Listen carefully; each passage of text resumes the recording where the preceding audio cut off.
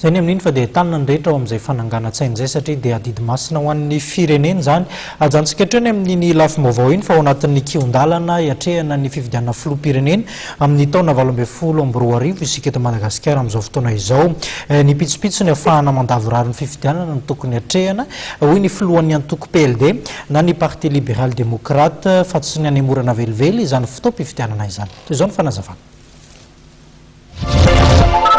Manohitra ny fanemorana ny fifidianana filoham-pirenena ivelan'ny 2024 ny antoko PLD, Parti libéral démocrate, izay tarihany Sarara Bearso.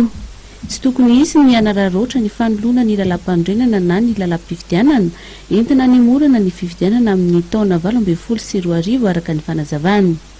No mariany kosa fa misy miteboka ilana fanamboarana entina hatratrarana ary halavorary ny fifidianana filoham-pirenena amin'ny taona 2024 iny. Fijerevana ny fahafahany milatsaky ny kandida rehetra. Eo zany tena mipetraka ny resaka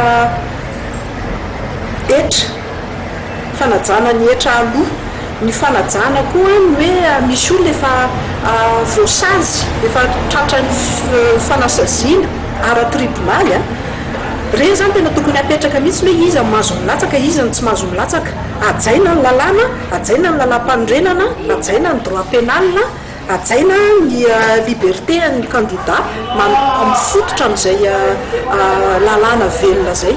Zany tena zava-dehibe ho anay ary amiko manokana za dia miavo ny ahafahan'ny vehivavy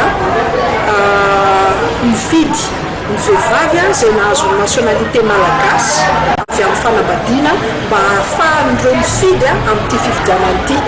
Ankoatra ireo dia takin'ny PLD ihany koa ny ampiarana ny lalàna izay milaza fa tokony manana kaonty amina banky ny antoko tsirairay.